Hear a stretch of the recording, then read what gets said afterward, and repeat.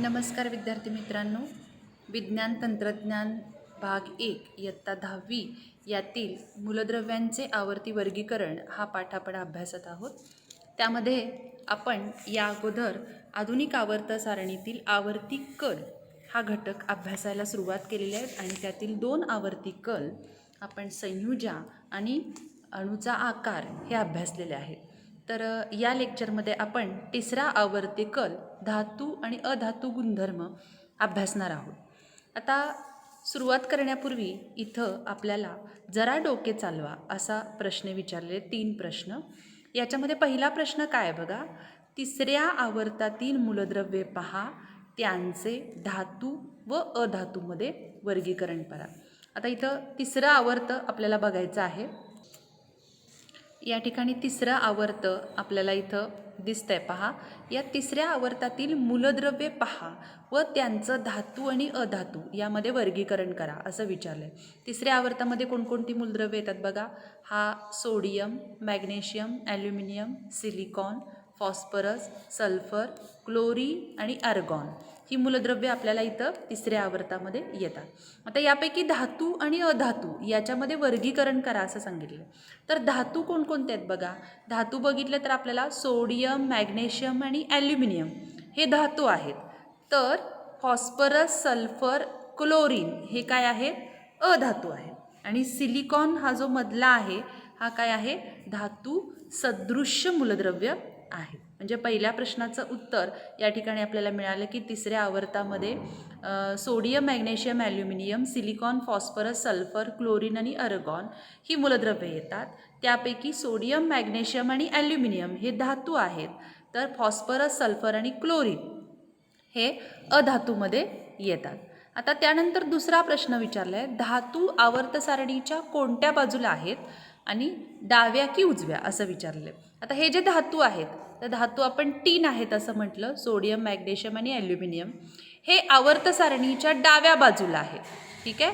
आणि अधातू जर बघितलं आपण, फॉस्फरस, सल्फर आणि क्लोरीन हे आवर्त सारणीच्या उजव्या बाजूला आहेत असं आपल्याला म्हणता येईल. ठीक आहे. आता त्यानंतर तुम्हाला तिसरा प्रश्न विचारलेला आहे, तुम्हाला अधातू आवर्त सारणीच्या कोणत्या बाजूला आढळले. म्हणजे धातू आवर्त सारणीच्या डाव्या बाजूला आहेत तर अधातू आवर्त सारणीच्या उजव्या बाजूला आहेत. ह्या तिसऱ्या आवर्ताचा विचार करता आपल्याला इथं या ठिकाणी धातू आणि अधातू या पद्धतीनं आढळलेले दिसले पहा.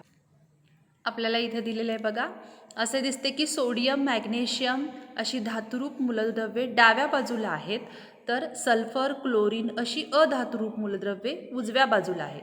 या दोन्ही प्रकारामध्ये सिलिकॉन हे धातू सदृश्य मूलद्रव्य आहे आणि असाच आकृतिबंध हा आपण तिसऱ्या आवर्तामध्ये पाहिला. दुसऱ्या आवर्तामध्ये किंवा चौथ्या आवर्तामध्ये आपल्याला असाच आकृतिबंध पाहायला मिळेल. आता एक आवर्त सारणीमध्ये एक नागमोडी रेषा धातूंना आणि अधातूंना वेगळे करते असे दिसते. आता या नागमोडी रेषेच्या डाव्या बाजूला धातू तर उजव्या बाजूला अधातू आणि रेषेच्या किनारीने धातू सदृश्य अशा मूलद्रव्यांची मांडणी झालेली आपल्याला दिसते. आता ही मांडणी आपल्याला इथं दिसेल पहा. इथं बघितलं तर निळ्या रंगानं जे दाखवलेलं आहे ते सर्व इथं धातू आहेत, कारण धातू आवर्त सारणीच्या डाव्या बाजूला दिसत आहेत. आणि इथं जे दाखवलेले आहेत तपकिरी रंगानं ते आपल्याला साधारणपणे अधातू आहेत, ते उजव्या बाजूला दिसत आहेत.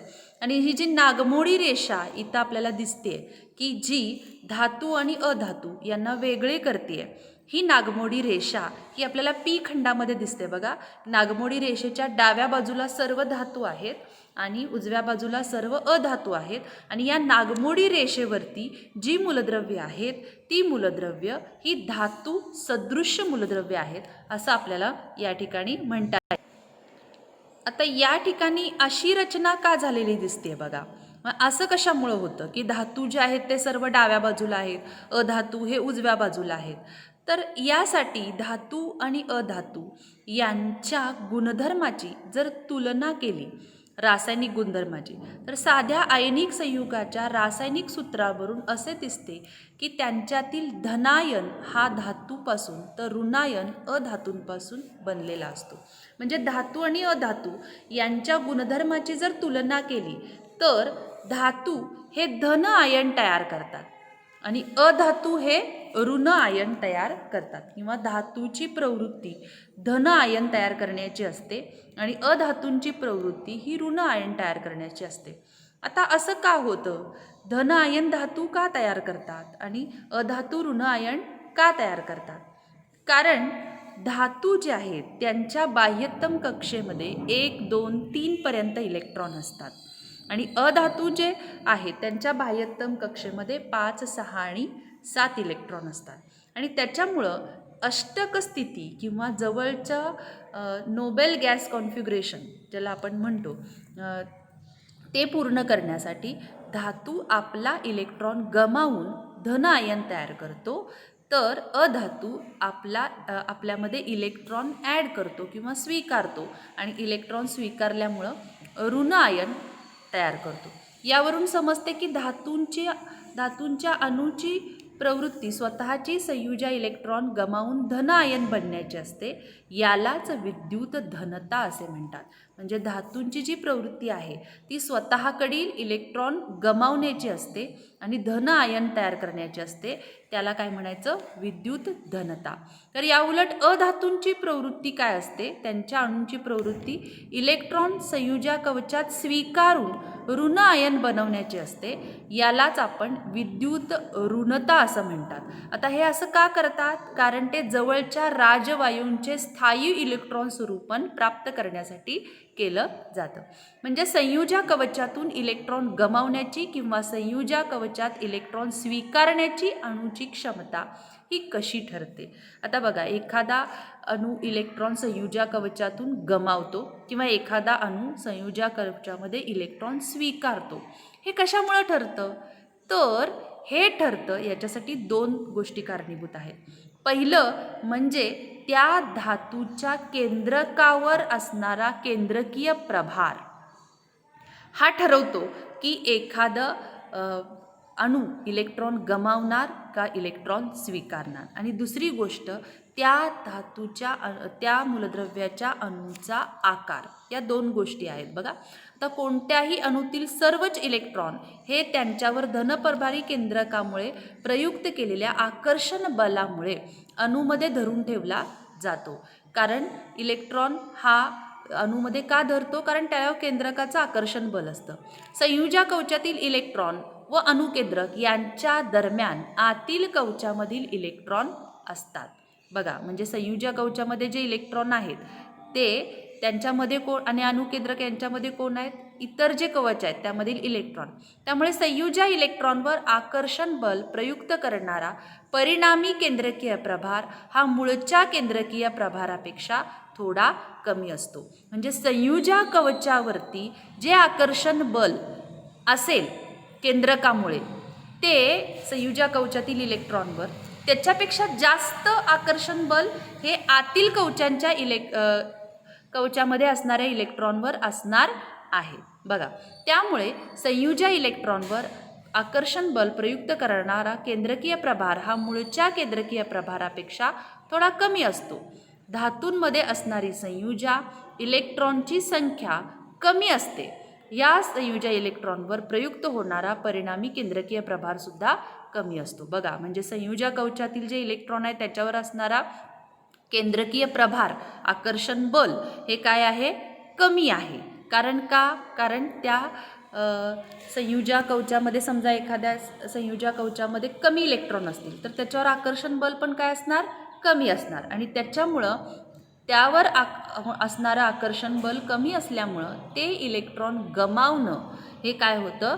त्या अणूला अधिक सोपं जातं. आणि त्याच्यामुळं ज्यांच्या संयुजा कवचामध्ये कमी इलेक्ट्रॉन आहेत असे अणू इलेक्ट्रॉन गमावतात व धनप्रभारित आयन तयार करतात.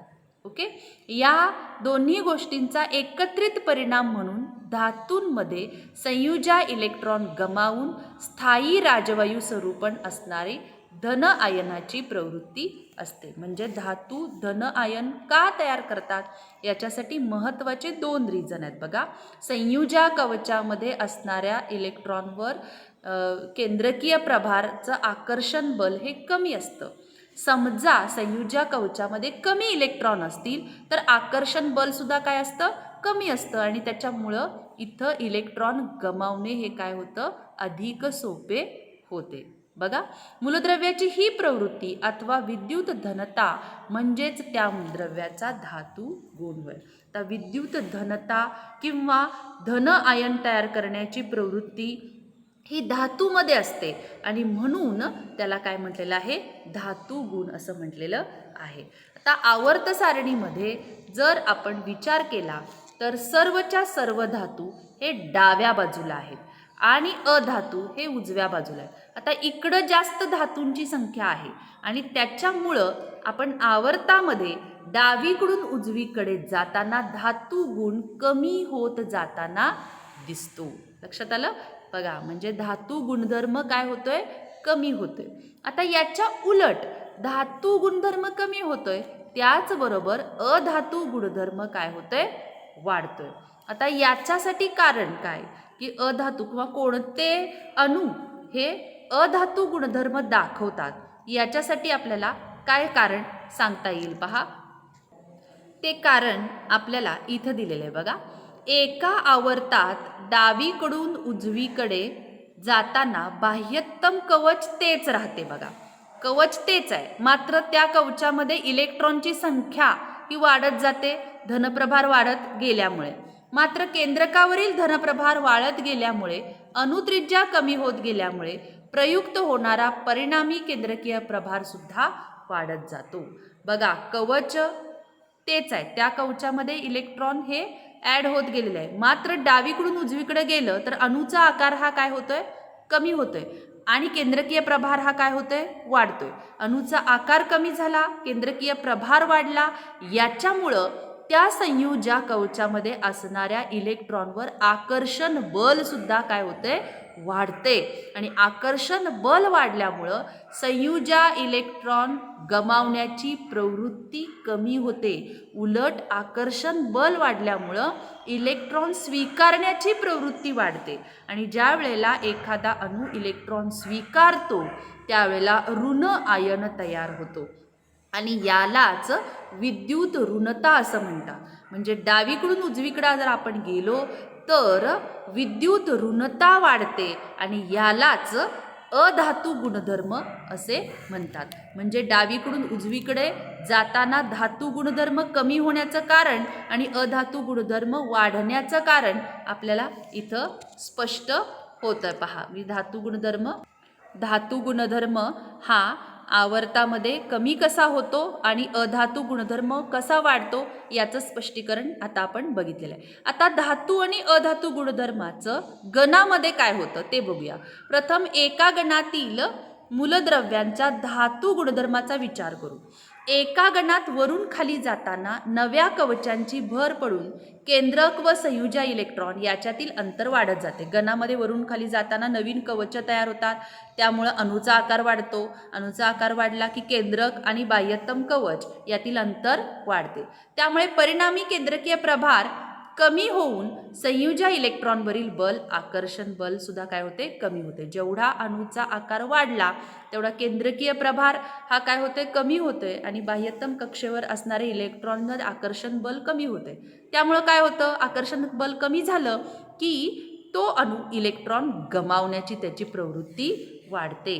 जे इलेक्ट्रॉन गमावण्याची प्रवृत्ती इथं त्यामुळं वाढलेले आहे. तसेच संयुजा इलेक्ट्रॉन गमावल्यानंतर उपांत्य कवच बाह्यतम ठरते.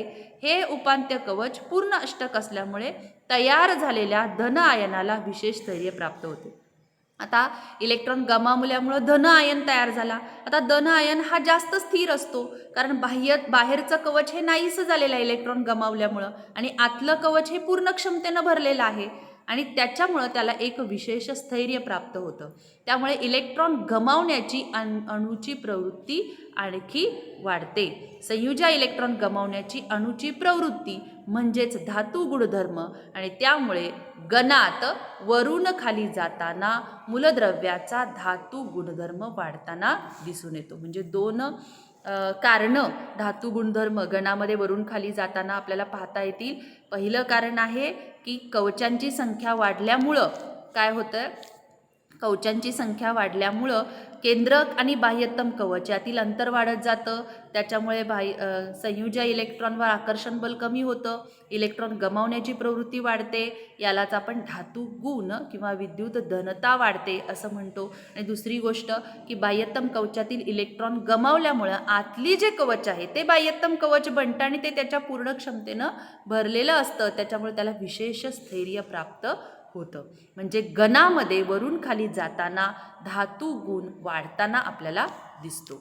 तसं आवर्तामध्ये गणामध्ये आता अधातू गुण आपल्याला कसा कमी होतोय त्याचं स्पष्टीकरण आपल्याला इथं पाहायचं आहे. बघा, अधातू गुण तिथं कमी होतो, धातू गुण वाढतो आणि त्यामुळं काय होतं, अधातू गुण कमी होतो. एका आवर्तामध्ये तो कसा कमी होतो आता बघितलं. आता आवर्तात डावीकडून उजवीकडे जाताना वाढत जाणारा केंद्रकीय प्रभार, कमी होत जाणारी अणुत्रिज्या या दोन्ही घटकामुळे संयुजा इलेक्ट्रॉनवर प्रयुक्त होणारा परिणामी केंद्रकीय प्रभार वाढतो व संयुजा इलेक्ट्रॉन अधिक आकर्षण बलाने धरून ठेवले जातात आणि म्हणून अणूची विद्युत ऋणता वाढते. म्हणजे एका आवर्तात डावीकडून उजवीकडे जाताना वाढत जाणाऱ्या विद्युत ऋणतेमुळे बाहेरील इलेक्ट्रॉन स्वीकारून पूर्ण अष्टक स्थिती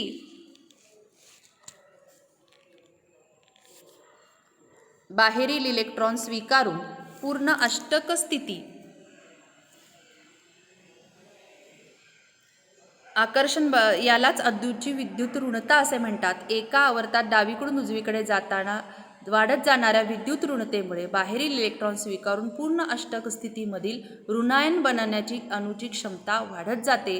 मूलद्रव्याची ऋणायन बनवण्याची प्रवृत्ती किंवा विद्युत ऋणता म्हणजेच मूलद्रव्यांचा अधातू गुणधर्म होय. म्हणजे इथं आपल्याला 3 गोष्टींचं स्पष्टीकरण दिलेलं आहे. बघा, गणामध्ये वरून खाली जाताना धातू गुणधर्म वाढत जातो, आवर्तामध्ये डावीकडून उजवीकडे जाताना अधातू गुणधर्म वाढत जातो आणि धातू गुणधर्म कमी होत जातो. तर याच्यावर आधारित तुम्हाला तर प्रश्न विचारलाय, जरा डोके चालवा. मूलद्रव्याचा अधातू गुणधर्म कशामुळे कमी होतो? आता गणामध्ये वरून खाली जाताना धातू गुणधर्म वाढण्याची कारणं आपण बघितली. कोणती धातू गुणधर्म वाढण्याची कारणं पाहिली? एक म्हणजे कवचांची संख्या वाढल्यामुळं अणूचा आकार वाढला आणि बाह्यतम कक्षेवर असणारं आकर्षण बल, इलेक्ट्रॉनवर असणारं आकर्षण बल कमी झालं. तर अधातू गुणधर्म वाढण्याची काय कारणं आहेत? तीच कारणं आहेत. बघा, वरून खाली जर गणामध्ये आपण गेलो तर अणूचा आकार वाढतो आणि अणूचा आकार वाढल्यामुळं काय होतं बघा, बाह्यतम कवचामध्ये असलेल्या इलेक्ट्रॉनवर आकर्षण बल हे काय होतं, कमी होतं आणि त्याच्यामुळं नवीन इलेक्ट्रॉनवरती आकर्षण बल कमी प्रयुक्त होतं आणि त्यामुळं इलेक्ट्रॉन आकर्षित करू शकत नाही आणि त्याच्यामुळं विद्युत ऋणता कमी होते. आवर्तामध्ये डावीकडून उजवीकडे जाताना मूलद्रव्याचा अधातू गुणधर्म बदलण्यामुळे काय कल अपेक्षित आहे? आवर्तामध्ये डावीकडून उजवीकडे जाताना अधातू गुणधर्म का वाढतो? कारण त्याला महत्त्व आहे. आवर्तामध्ये डावीकडून उजवीकडे जाताना अणूचा आकार कमी होतो. अणूचा आकार कमी झाल्यामुळं बाह्यतम कवचामध्ये असणाऱ्या इलेक्ट्रॉनवर केंद्रकीय आकर्षण बल वाढतं आणि त्याच्यामुळं त्या नवीन इलेक्ट्रॉन स्वीकारण्याची प्रवृत्ती वाढते, म्हणजेच विद्युत ऋणता वाढते. म्हणजेच आपल्याला असं म्हणता येईल की अधातू गुणधर्म वाढतो. गणामध्ये वरून खाली जाताना मूलद्रव्यांचा अधातू गुणधर्म बदलण्यामध्ये अपेक्षित कल काय असतो? अपेक्षित कल आहे अणूचा आकार वाढतो आणि त्याच्यामुळं नवीन बाहेरील इलेक्ट्रॉन स्वीकारण्याची प्रवृत्ती ही कमी होते आणि त्याच्यामुळं गणामध्ये वरून खाली जाताना अधातू गुणधर्म कमी होतो. हे नेहमी लक्षात ठेवा. इथं आपल्याला सांगितलेलं आहे कोणत्याही गणात वरून खाली जाताना मूलद्रव्याची विद्युत धनता वाढते तर विद्युत ऋणता कमी होते.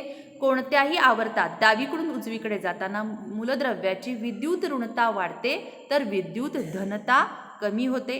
मूलद्रव्याची विद्युत धनता किंवा विद्युत ऋणता जेवढी जास्त तेवढी त्याची अभिक्रियाशीलता जास्त. म्हणजे गणामध्ये जर आपण विचार केला वरून खाली जाताना विद्युत धनता वाढते म्हणजे सर्वात खाली असणारं द्रव्य हे अधिक अभिक्रियाशील आहे आणि वरचं मूलद्रव्य हे अधिक विद्युत ऋणता त्याच्यामध्ये जास्त आहे आणि त्याच्यामुळे ते सुद्धा अधिक क्रियाशील आहे असं आपल्याला म्हणता येईल. आता पुढचा मुद्दा आपल्याला बघायचा आहे हॅलोजन कुलातील प्रवणता.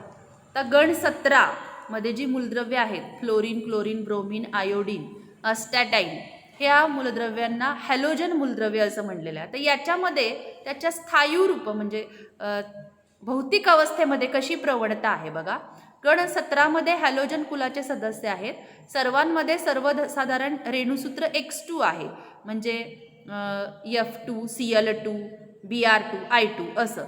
गणात वरून खाली जाताना त्याच्या भौतिक स्थितीमध्ये प्रवणता दिसून येते. कशी काय बघा. पहिला आहे गणामध्ये सगळ्यात फ्लोरीन आणि क्लोरीन हे वायू आहे. 3 नंबरला ब्रोमीन आहे तो द्रव आहे आणि आयोडीन हा काय आहे तर स्थायू आहे. म्हणजे वरून खाली जाताना आपल्याला त्याच्या भौतिक स्थितीमध्ये प्रवणता कशी दिसून येते. सुरुवातीला वायू आहे, नंतर द्रव आहे आणि त्यानंतर काय आहे इथं या ठिकाणी स्थायू आहे. म्हणजे अशा प्रकारे आपल्याला प्रवणता इथं गण आणि आवर्तामध्ये दिसून येते.